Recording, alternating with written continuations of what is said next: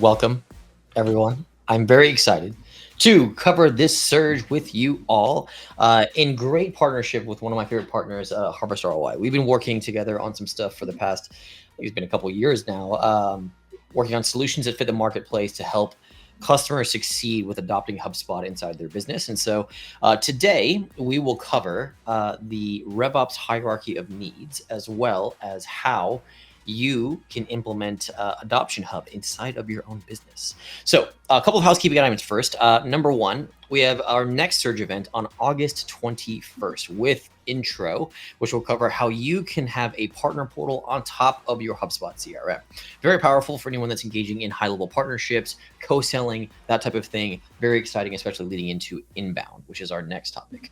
Inbound is on the way, as we all know, and there's a lot of cool stuff that's going to come from the Super team and from HarvestROI that we will not share just yet. But a couple of things to remind everyone. Number one, 10K pitch is open. Please get your submissions in. We want to ensure that everyone is getting looked at to see who the best builder is in the ecosystem and how we can help them succeed. Number two is the Admin Plus of the Year campaign. Who is the best admin in the Wild West? Meet your nominees. Go vote for some. The mayor. There we go. Watch the videos that our senior legend Rob Jones creates and ensure that we can choose the best of the best. Final item from me is process boards are on the way. Process boards, newest flagship feature coming from the Super team, launching at Inbound. I'll keep it as a Easter egg right there, but ultimately it's going to be a very, very fun feature that allows you to enforce, implement, and measure your process inside of HubSpot or Salesforce in real time. Without further ado, we've got founder and CEO of HarvestROI, Dave, here to talk about the RevOps Hierarchy of Needs. Hey, Chris, how's it going today? I am good. Excited that you're here. This is really fun. Yeah, this is fun. This is something that we've been working on for a while, and as a way to sort of explain and demonstrate what a healthy CRM looks like for clients. Obviously, we base this loosely on Maslow's hierarchy of needs, as everybody knows, which is basically a motivational theory in psychology that, looks at human needs and how somebody grows in a step-by-step process, right? So from the physiological needs of, making sure that you can survive and have food and water and shelter and sleep at the bottom, going through safety, love and belonging and esteem. And actually, by the time you get to the top, you're looking at self-actualization. As we apply this to CRM health and RevOps health and the health of a business, we're looking at this sort of the same way, right? So it's the pyramid structure, but it's all about building a strong foundation and then layering the different pieces on this one by one to create a scalable, efficient system that's going to support business goals, right? So at the very bottom, we have the data model and architecture, right? This is the foundation of a healthy CRM, whether that's HubSpot or any other CRM, and aligning your systems. The base of the pyramid. It's about having your clean, well-structured data model. You can think of it as a blueprint for how your CRM is going to organize and track information, right? Without this, everything else in your CRM is basically going to fall apart. And this is going to include things like how we set up our contacts and our companies and our deals and our tickets and our custom objects. It's going to include things like how do we segment information and people from a marketing perspective, so that we can, deliver the right messages to the right people at the right times. How do we, going into sales, how are we going to be able to eventually filter for sales opportunities when we're thinking about things like cross sells and upsells, and then thinking about like how we're capturing the right data along the way, right, throughout the entire process, so that by the time we get to the end, we can have really sound reporting and analytics, which is the key foundation, right? And again, as we think about this, like having that data model in place allows us to create a linear process, right? So if we start to think about go-to-market processes or go-to-market strategies, and then buyer journeys, and then the user journeys inside of the CRM, we're going to be collecting information in different pieces at different points in that buyer's journey or that user process, right? We're not going to collect it all up front. We're not going to collect it all at the end. So we need to be really aware of what the end goal is, what we want to be able to see, what we want to be able to measure, and what we want to be able to use to drive those actionable insights to align that strategic growth. right? So it's really important to think through all of that data, everything from your, how people are coming into the CRM, how they're getting segmented. And then, as we start to build that operational blueprint, a lot of things also appear, which are all the data points at certain key conversion points, right? These are all the things that are going to be important to how we measure the health of the business and how we, again, go back and drive those insights. So again, that data foundation, without it, it's like taking, trying to build a new house on a pile of sand, right? Without a solid foundation, it crumbles. And we see this a lot as we go in and we do a lot of portal audits for clients already on HubSpot. And we see a lot of people go in with a very disparate approach where they have an idea and they have a process and they have another idea and they have a process. But then when we go in and look at their data, they have 30%, 20% fill rates on data. They have multiple properties that mean the same thing. So when they're looking at trying to get that information, it's not really cohesive and it's not telling the entire story. Right? So that data model at the bottom is extremely, extremely important. The next piece, as we layer on top and we understand what's the data that we want to collect throughout this process, is how do we align the people and the business processes to start collecting that information and to start creating the action throughout the CRM. So this is a piece that we typically go through workshops with and we blueprint with the clients. This starts with, think about it from like a pre-sales perspective, right? Where the idea is that if you're running a sales organization, we want to get to a sales qualified lead. And the way that we've always looked at it is a sales qualified lead needs an IQ, right? And that's intent and qualification to be a sales qualified lead. And a lot of people aren't thinking through that piece, but if you think about inbound leads coming in, they're raising their hand, they're showing intent. Doesn't necessarily mean that they're qualified to buy or engage with your services, right? On the other hand, if you're looking at doing outbounding activities, right, where you're targeting and looking at, okay, this is our ideal customer profile, and we're going to use Apollo or Zoom Info or Breeze to start bringing some of this information in the system and using sequences to outbound, right? The idea is that hopefully we've qualified them to our ICP. Now we need to drive intent, right? So there's always one piece of that puzzle missing. And as we go through that initial pre-sales process, that's what we're looking to align. We're also looking to make sure that we're capturing things like, where did this come from and how are we going to create the attribution to know which one of our efforts are delivering the best results, right? So attribution is another piece where we're picking up data throughout that process. The handoffs in this people and process alignment are important too. So as it goes from pre-sales and gets handed off to sales, what information needs to be known and how are we going to customize the CRM to surface the information in the record customization that the next team needs to see? And then how are we going to design playbooks and processes to collect information as we move through a sales process, right? So that may be, you've got a discovery call and we want to gather the basic information so that we know how to set up the next call, which may be a scoping call for us, right? And that scoping call may have another playbook where we're collecting key pieces of information to understand scope of a project or scope of a service. And then how does that hand off, right? And that information as we're collecting it, that may be used in a proposal. So without that information being collected in steps and having that process documented and blueprinted, we're going to miss some of those critical data points and we're going to miss critical steps in the process to make sure that handoffs as we go from proposal to a closed won deal to handing off to a fulfillment or an onboarding team, they're going to have all the information that they need. The system's going to be set up in a way that they can see that information. And then you can sort of eliminate those useless, we need to have an internal handoff and because all the information's already there, right? So aligning those people and processes from pre-sales through post-sales, and this could be customer success, it could be customer support, and then thinking about external systems. They may be using ERP systems that collect data that we need to push back in. You may have an external ticketing system, right? We want to have all that information being present. So as we are aligning those people and processes, we've got a good blueprint for how we're going to build and set up that system that aligns with the natural business processes and aligning that with their systems and their data model. Right. So those are the base foundational pieces. And we can design this as well as possible But without really solid, adoption and enablement, which is the next piece, none of this works, right? Mm-hmm. None of it works. We're not going to get to seeing the reporting and analytics.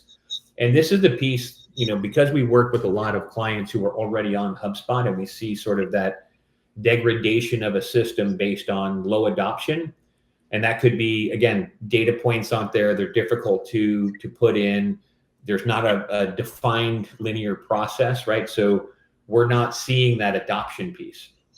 But if we have really good data model and we have really good people and process alignment, now we have something to train the team with, right? Now we have a process to train the team on, and then we want to make the system work for the team, not the team work for the system, right?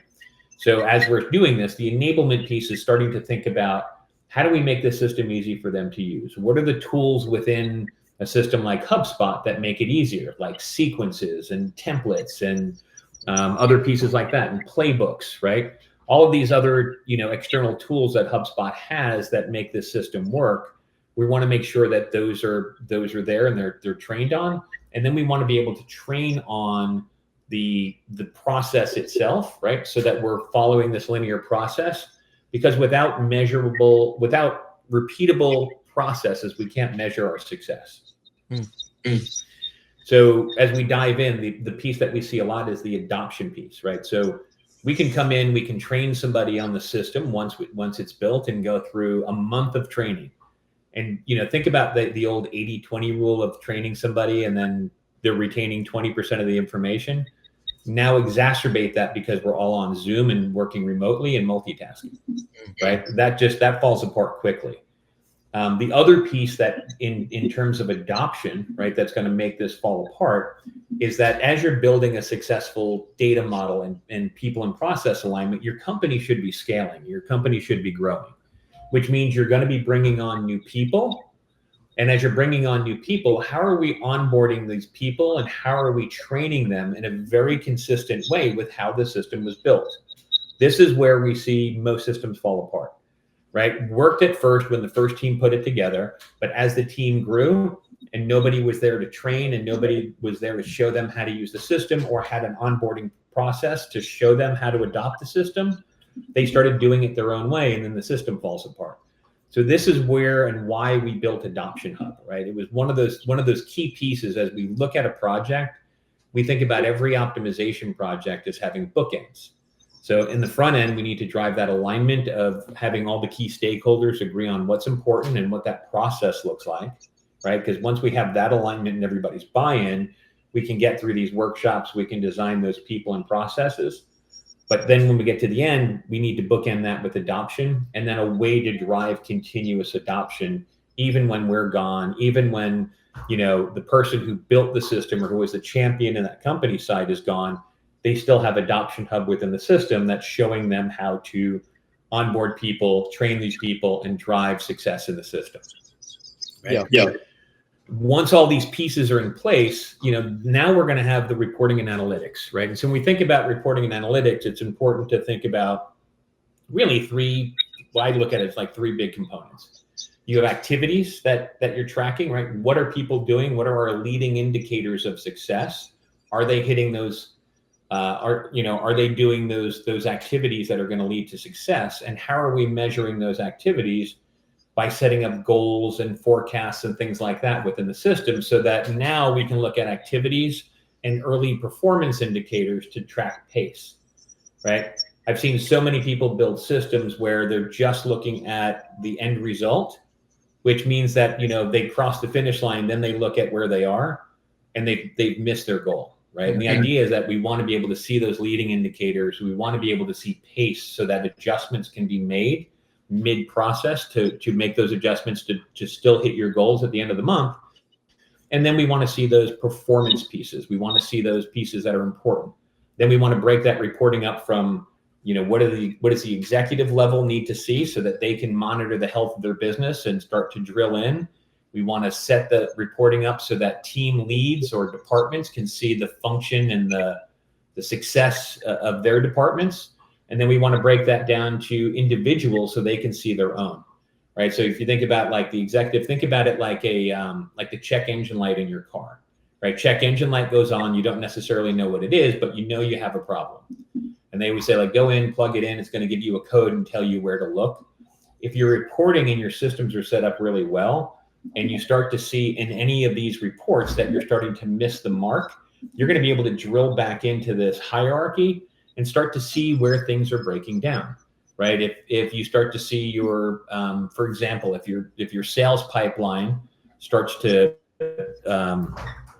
the sales cycle start to increase rather than shrink, then we know that somewhere in the sales process, things are breaking down and slowing down. And we can look at things like time between deal stages to find out which one is growing and what's happening in that deal stage that's affecting that sales cycle, right? Could be how we're delivering proposals. It could be that we don't have a scheduled next step, whatever that is. But it allows from a RevOps perspective to drill in from like again, that check engine light perspective and figure out where the problems are within the organization. If when you're in this reporting phase and analytics phase and you can't get or build the report that you're looking for, this framework is going to provide you this sort of piece to go down, right? If we can't see the reporting, first question to ask is the data model in place to support the report that we're looking for, right? Is the architecture in place to support it? If yes, are the people and processes aligned to collect that information throughout that process? And if yes, then we know that we've got an adoption and enablement problem, right? So anywhere we see broken reports, now we have a framework to go back down and understand where the system's breaking down. And then ultimately what this leads to, when all these four pieces are aligned, we've got reliable information coming into the system, reliable reports and analytics for the team to make strategic growth decisions. These are how companies grow. Companies grow early by just having a great product, right? And a lot of enthusiasm, right? But you start to hit those points of economies of scale where now you got to start making everything work better for you, and you need those strategic insights to help keep the business growing. And without having all of these pieces aligned, without having your systems aligned, without having your people working through these systems and working through this hierarchy of needs, it all starts to break down. Yep. But again, this is where we built this so that there's an overlay that we can put on top of the CRM structure or business process structure to sort of understand what's missing, what elements need to be aligned, and how we can build this for an optimal state. Yeah, I think one thing that you've nailed. I mean, like I used to deliver RevOps as a service back in my agency days, and one thing that you've nailed here is most end customers of HubSpot can communicate their pain in a way that they understand, but can't attribute it to a specific reason. They just know it's painful. And usually what ends up happening is they want to get to like level 4, level 5. They want to get to reporting. Like that's sometimes the driver behind purchasing HubSpot is I want better reporting, but that's not possible without the 3 layers below to make it happen. And so what you guys do specifically is like, it's a lot of education in the sales process, which is great, or the we'll call it the resale process, because you're doing a lot of like reconfigs of HubSpot. And so it's important to show them, yes, you want to get to here, and that's like your master mission, but you have all these different struggles and different problem sets that need to be solved first in order to get to that like desired state. Yeah, think about it like somebody's in pain and they go to the emergency room, right? Mm-hmm.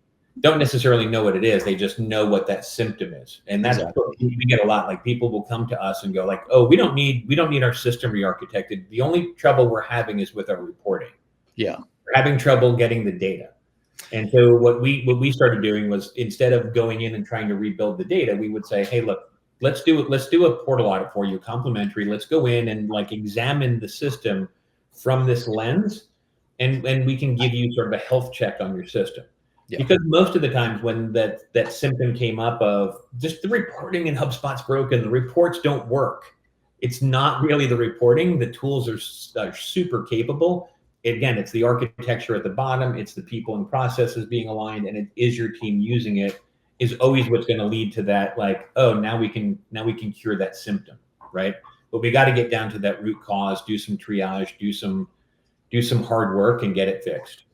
Yeah, no, totally makes sense. And I empathize with some of those pain points, just even as a user of HubSpot now. Yeah. I know what's even more interesting about this is as we, we go on this adventure of telling people what adoption and enablement is. I think a lot of people think enablement is just a term that gets thrown around whenever you have a sales team and no one really takes it seriously, but they don't understand the impact of implementing like an adoption and enablement strategy and not implementing an adoption and enablement strategy. That's what like crumbles the entire like pyramid that you have here. Is like when one disc slips out, the rest will become shaky and start to crumble. So this is a great showcase of how you can think about problems in a business, solution state of where you want to get to in a business, and how you think of different the steps in the pathway to get to where you want to go, which is that like level 5.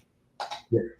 And HubSpot's a tool that's ever changing, right? They're constantly reinventing it. They're constantly creating new features. They're creating new things. And so there's always these opportunities to go in and update your systems and update your processes and update the tools that you're using. It's like I used to remember when people would talk about websites. A website is not something that should ever stay stagnant. It's something that should always be evolving. So is your CRM, right? And that's one of the nice things with AdoptionHub that Lindsay will show as new features come out, as HubSpot releases something new, you can push updates into the system to say, hey, look, there's this new feature in HubSpot that's going to save us a ton of work. We're going to pop up a video when users log in. It's going to kind of walk you through what that new feature is and how to use it, right? So there's always that, like, as the system grows, AdoptionHub and this framework is going to help the team who's using it grow with the system. Yeah, I love that. Yeah, it's a great use case to continuously educate your end customers on what is coming from HubSpot. Because even then, I remember when I was a partner, it's very hard to keep up with generally, and it's even harder to keep up with the product updates and apply them to customer use cases at the same time, because everyone's different. And ultimately that's where like the ongoing, you mentioned like the living, breathing aspect of a website, like your adoption strategy or your enablement strategy is an ongoing thing that does not have like a shelf life of this is the start, this is the end. It's an ongoing thing that needs to be nurtured and looked after in the business. Yeah, and if your business doesn't have your operational processes blueprinted, you don't have an owner's manual, right? And if we think about what makes a business successful long term, it's not like, hey, we nailed it right from the beginning.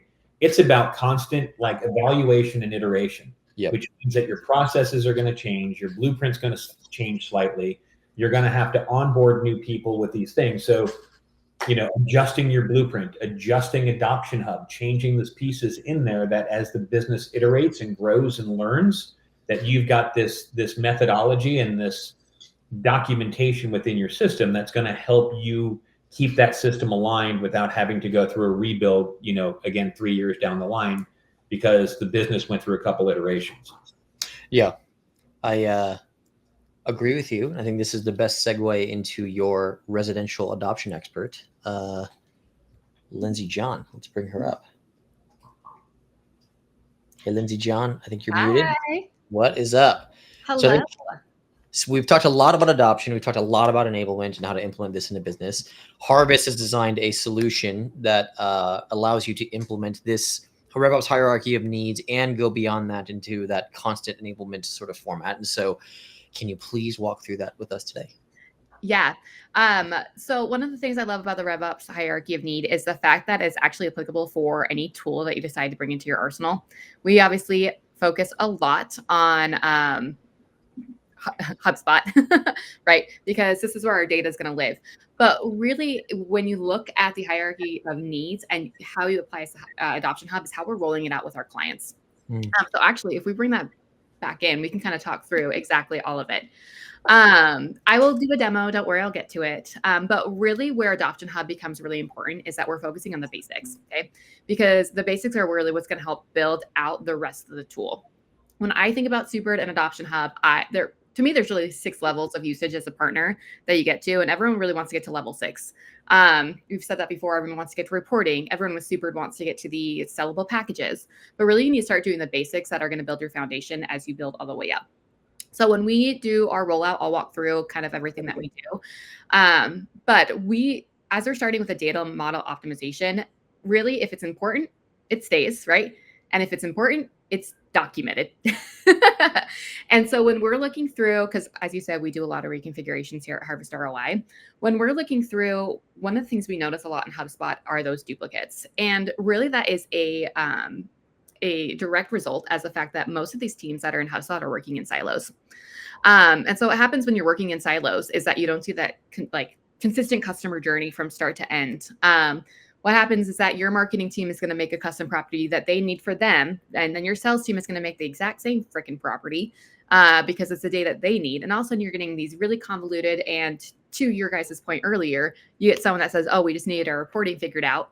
And same thing when I was a HubSpot admin, my response is always like, if the data's there, I can get that for you. But the truth is the data might not be there.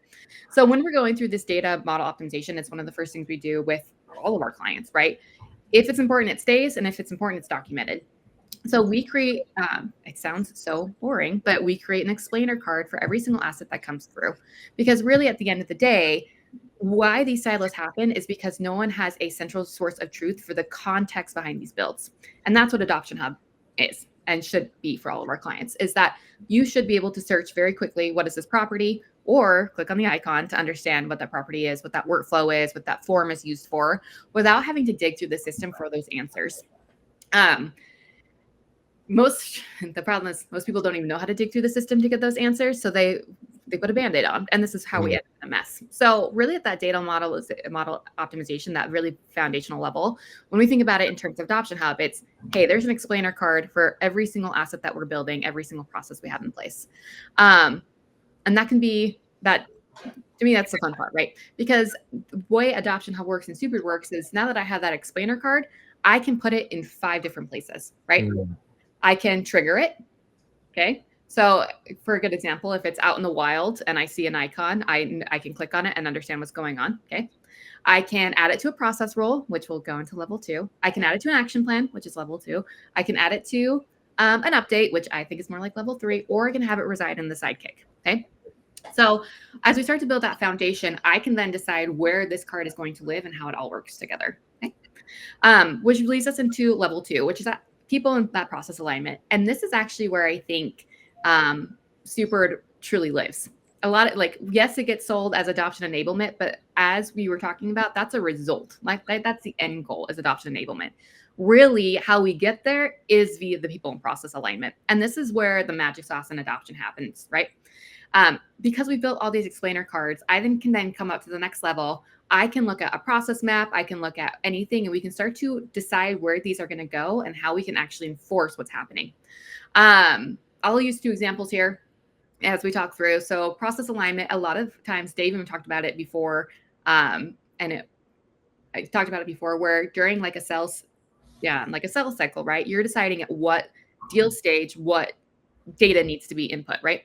You don't want to get someone all the way to the end and be asking them qualifying questions or asking them things that we should have had in deal stage 1. And this is where Supered and AdoptionHub becomes really important, because as we're building through that data model optimization, we're also utilizing the tool so that we can put those processes in place where people are working while they're working, right?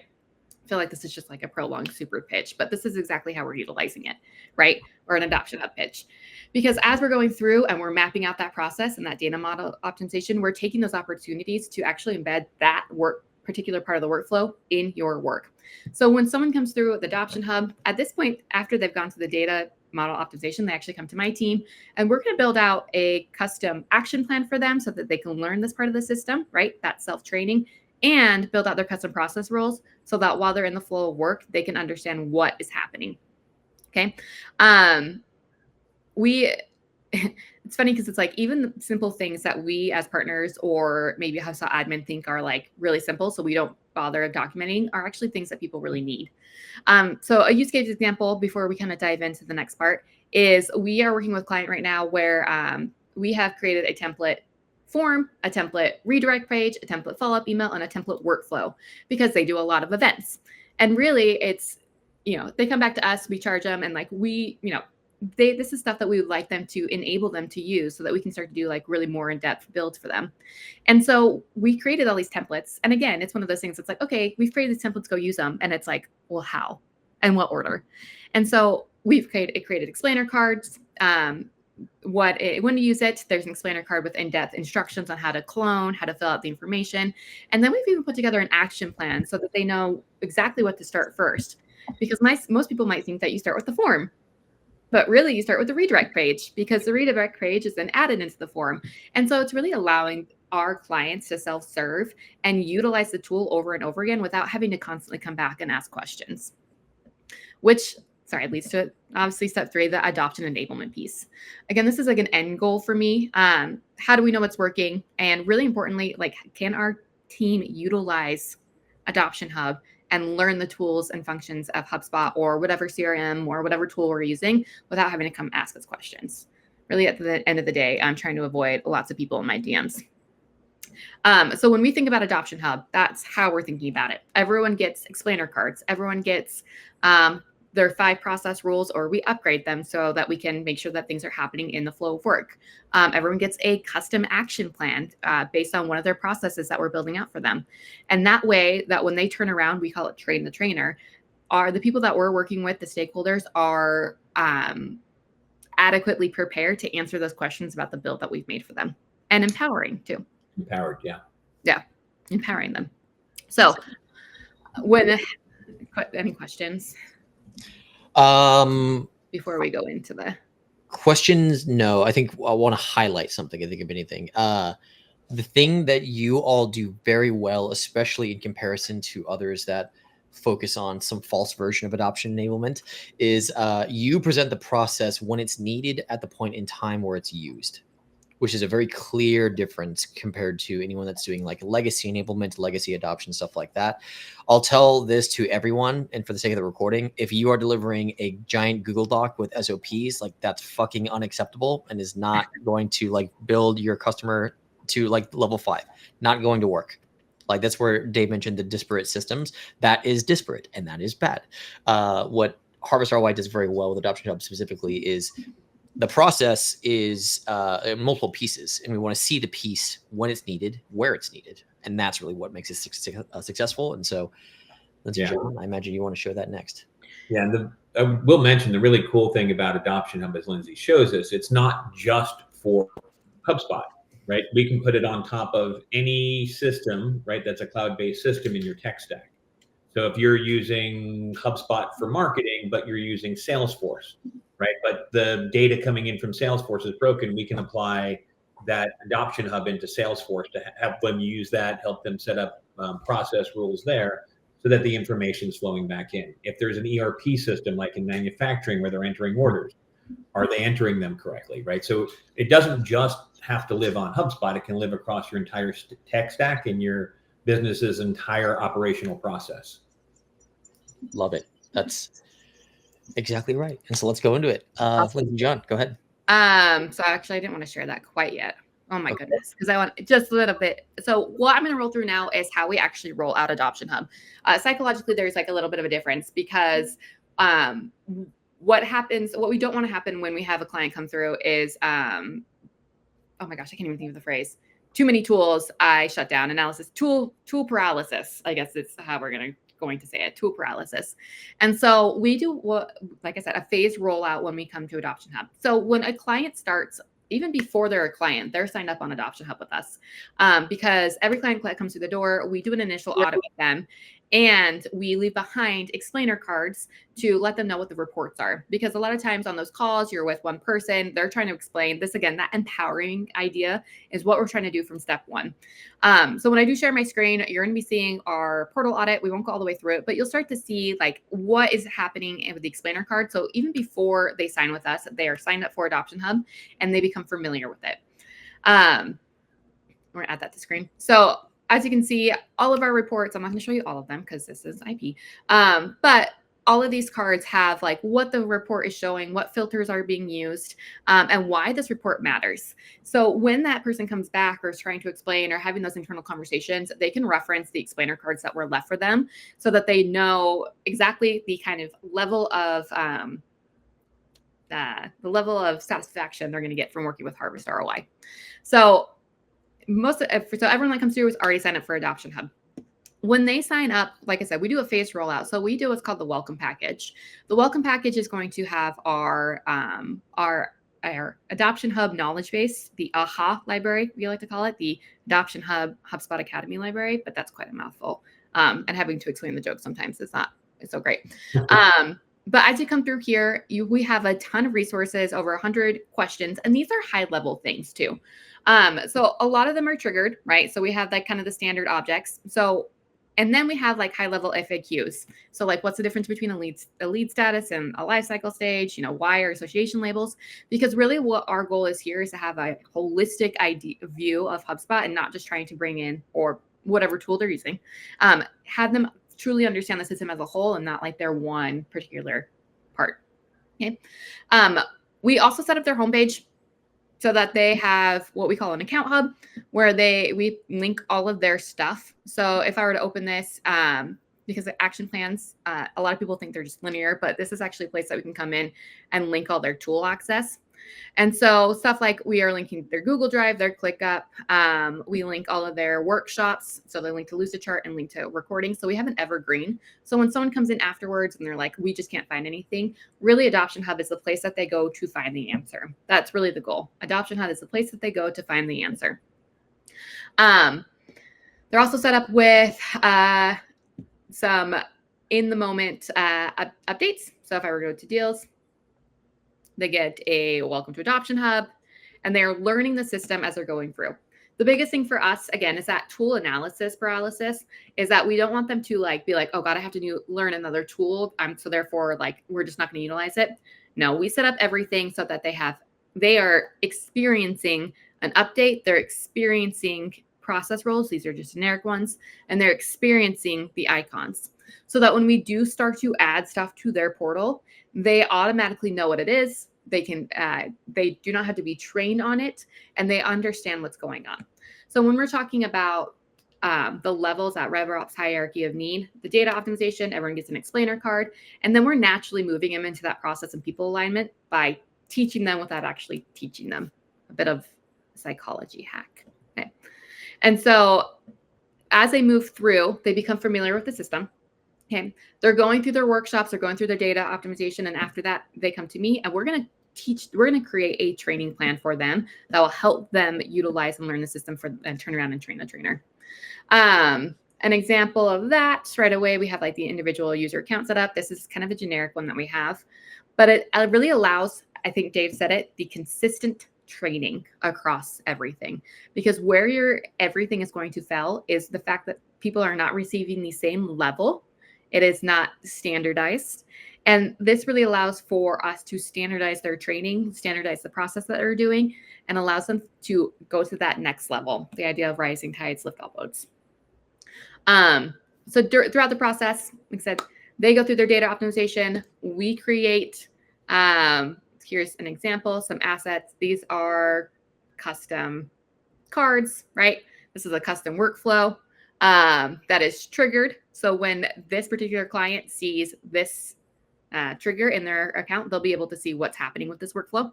And so by the time they come to me, they have explainer cards for every asset. And all we have to do is dive in and understand how we're going to place this through an action plan so that they can give it to their team to learn. Okay. Did I miss anything, Dave? No, this is great. This is amazing. And to Dave's point, this is just kind of the standard that everyone gets. And so as we start building this up and up, Dave, we will be sending updates about HubSpot updates themselves, utilizing the system to be that discussion. And that's when we move into really the adoption and enablement piece, right? We can start to see, in their HubSpot account, are these tools being utilized? Yes or no? If no, do we have training for that in AdoptionHub? And that's when we start to move up and down that ladder of okay, if this tool is not getting used, it means that people probably don't have the education behind it. So let's make sure we have an education piece behind it. And now we can start to really see what's going on. And how the tool is getting fully utilized, we do have an asset request form. So this is my key where I'm okay, not only are they utilizing it, but they're requesting more. This is a conversation of how can we push you to the next level? So potentially an upsell, move you into an AdoptionHub retainer, and really start utilizing that next level of system, which is the client owned. Yeah. We leave AdoptionHub behind based on every one of our optimizations or our builds, right, for the client to use for free with 10 seats, and they can use it. But as you start to think about, hey, this tool is really effective. We want to use this for onboarding new salespeople. We want a custom process or a custom adoption hub for onboarding our SDR team, our customer success team. Now we can start looking at different levels of adoption hub to start bringing in, how do we onboard people? That onboarding experience inside of Adoption Hub could even be HR related. You got to fill out this form. You got to click this. Here's your day one training. Here's your schedule. Here's all these pieces. So it doesn't just have to adhere to systems and processes. It could adhere to your entire business, right? Correct. I'm growing a team. We're scaling the company. How are they going through this consistent experience of onboarding, not just with the systems, but how we're onboarding employees in general?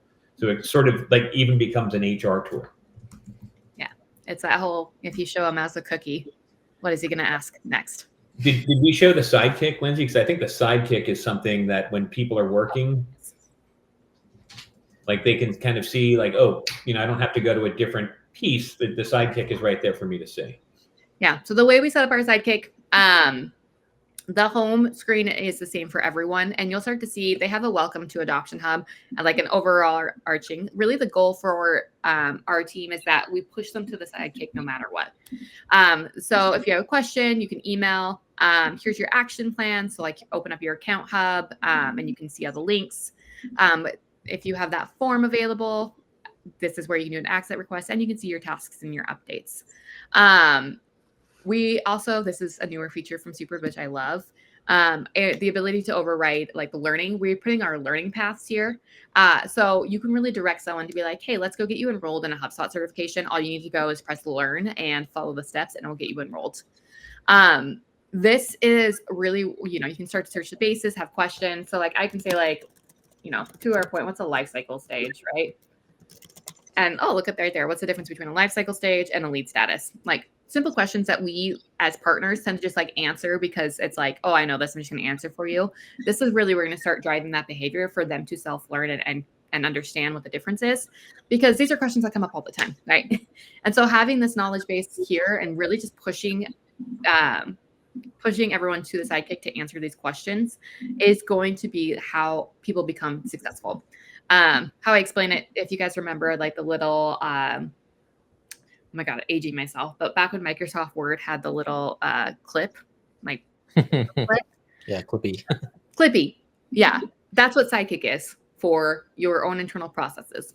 So if you close this, for example, then you can see what Lindsay's talking about the Clippy. It just sits down there in the bottom. So we're not taking up the entire real estate of the screen, but when they need it, it's available to them right on the right-hand side. All they have to do is click it, open it, and dive in and ask it a question.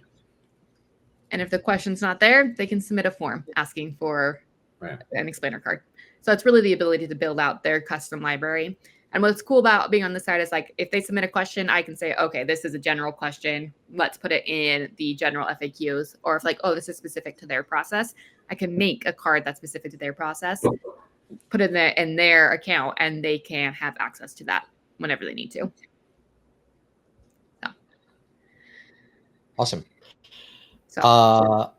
I've got a lot of questions from a bunch of different areas that I've aggregated together. If you want to cover some of those, awesome. And I'll bring those up on screen. So one of the big ones that I saw, and this is based upon some LinkedIn posts that I did in preparation for this event, is how do you calculate ROI of like CRM implementation? Is it based upon increased revenue?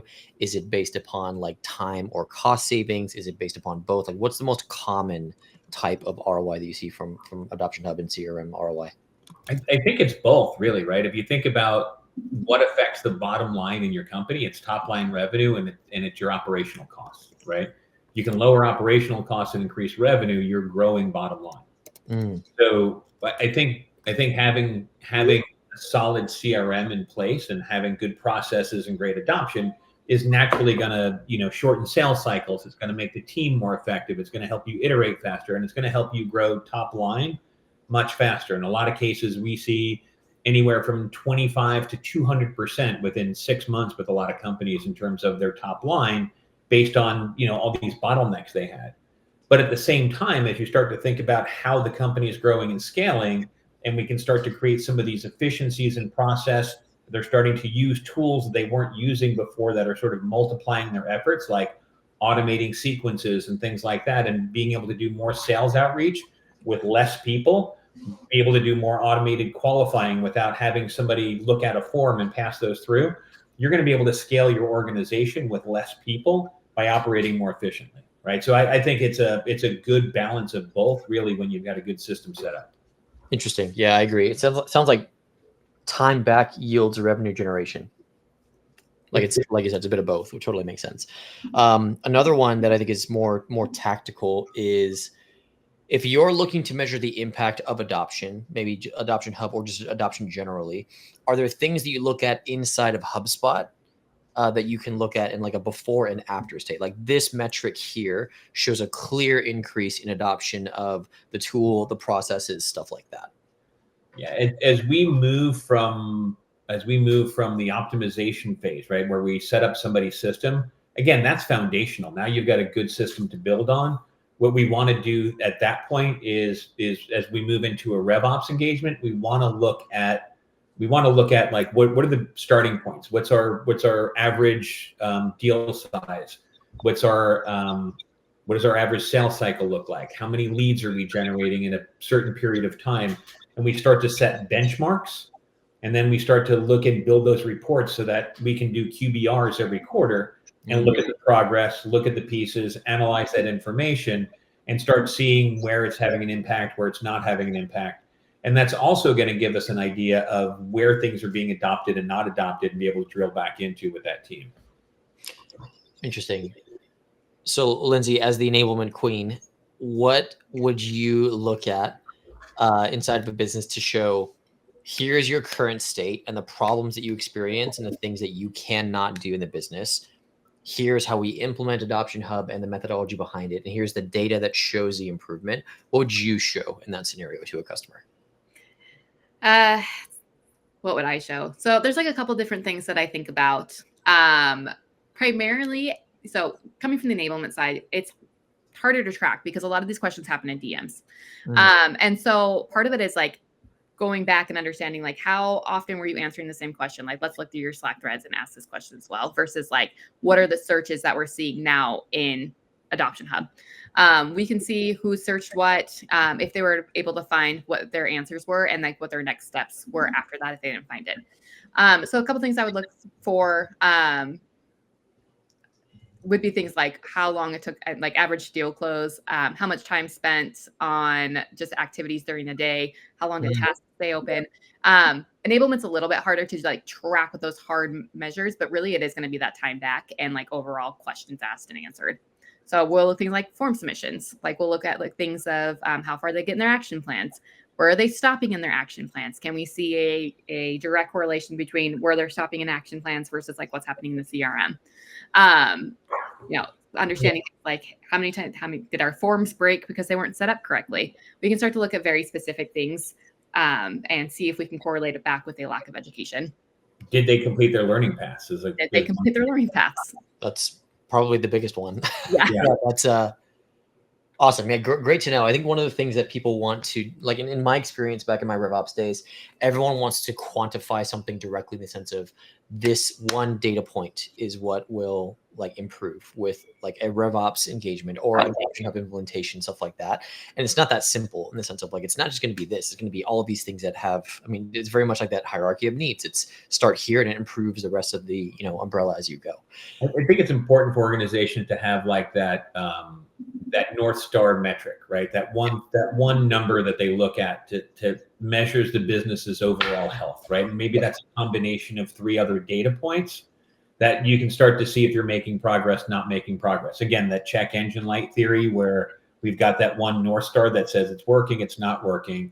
And if it's not, then how do we, again, drill down, find those pieces that aren't working, right? Yeah, I agree.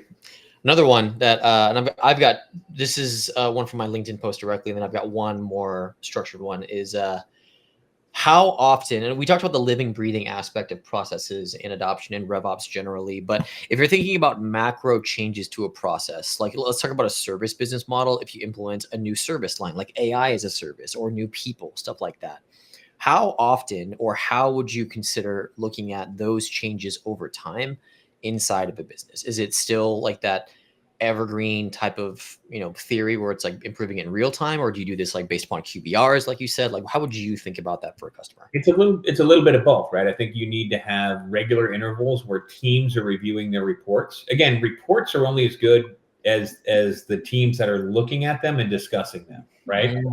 We can build a lot of dashboards and reports, and we see this a lot in our audits as well, as like all these dashboards and reports, and they may have 500 custom reports, and there's only 3 of them that have been looked at in the last 90 days. Not really helping you if you're not looking at the report. So having some regular cadence departmentally of reviewing reports, monthly, weekly, bi-monthly, something like that. And then as an organization, looking at these quarterly and then annually are going to be really important to measuring and then knowing how we need to iterate, right?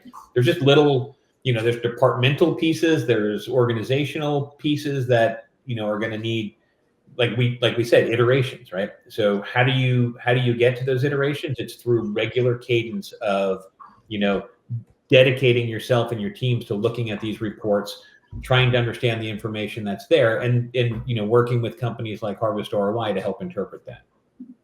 Yeah. I have, this is a personal question from me, because I am very curious, because we think a lot, we talked a lot about adoption, enablement, enforcement of processes, empowerment of reps and stuff like that.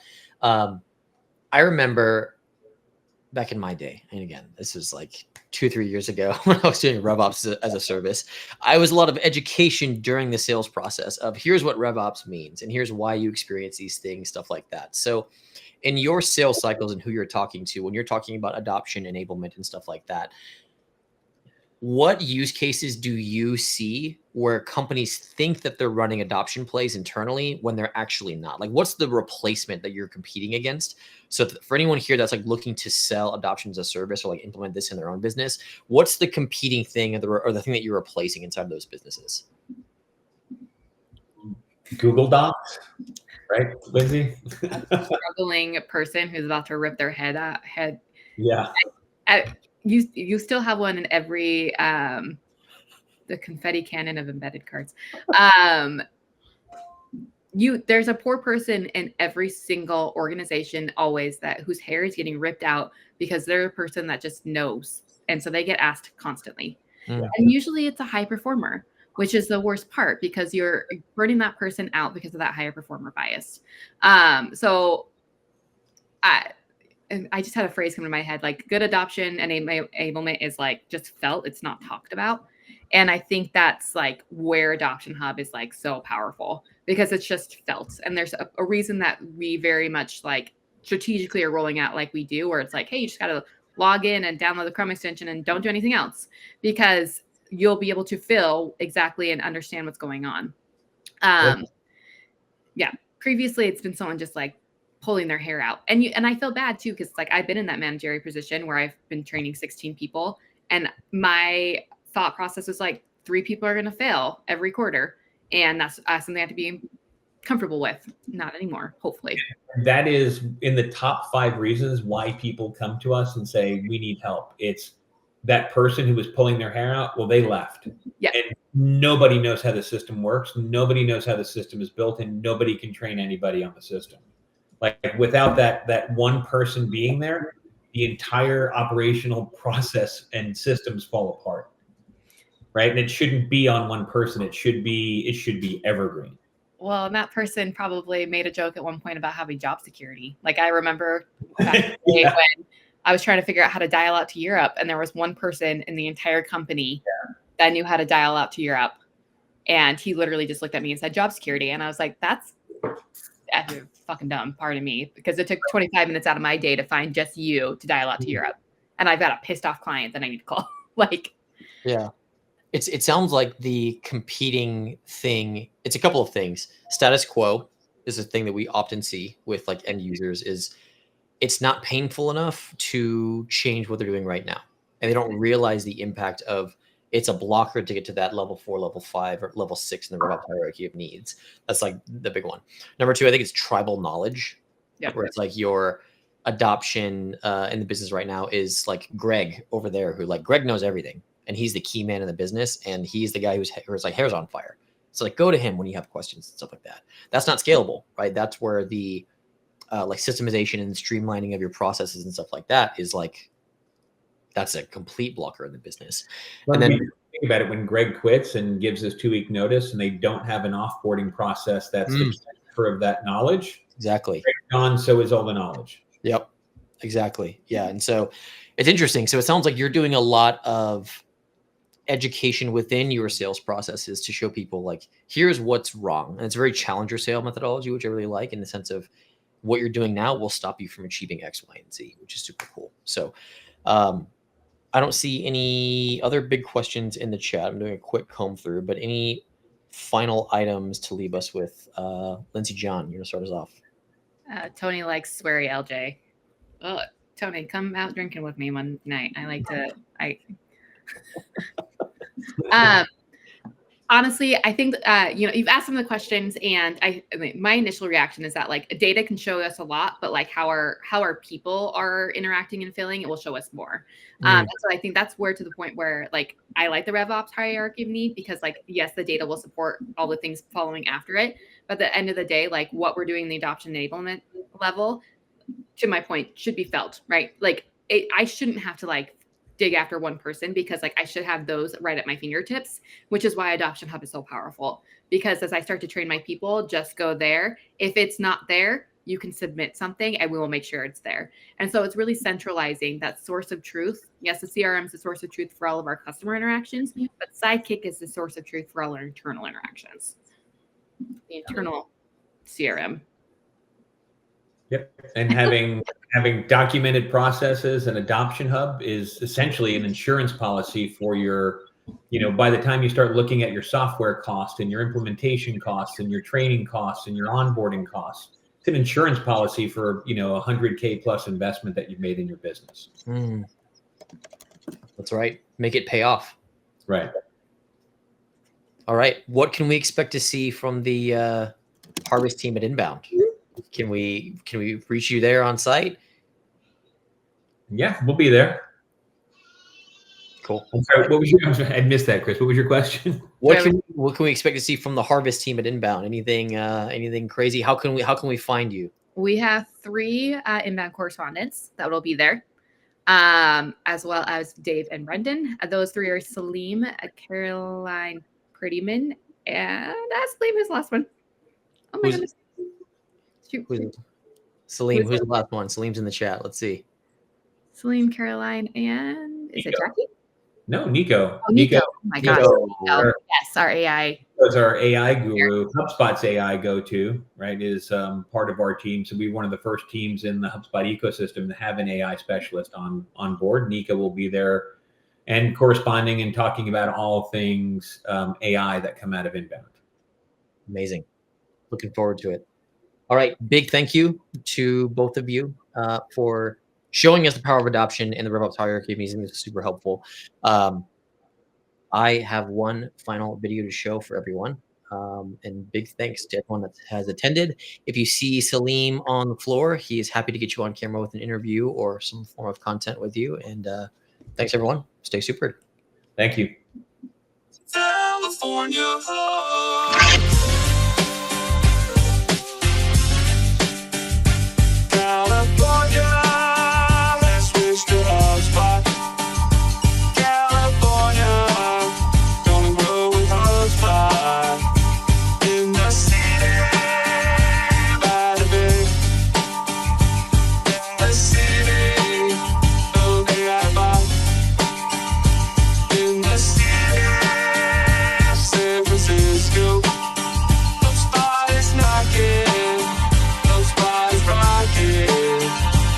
Now let me welcome everybody to the Flywheel Fest. A slate that's untouchable, yo, I'm talking Damesh. The stack fits your whole biz like a well-tailored vest. Pack the best for your company in the sweet orange tech. We near the Golden Gate on the SFDC. The state where the clouds are only blue if you're spending, but empty if you're trying to scale your dreams. To be lean, mean, money-making machine, switch teams. I've been in the game for 4 years adding value.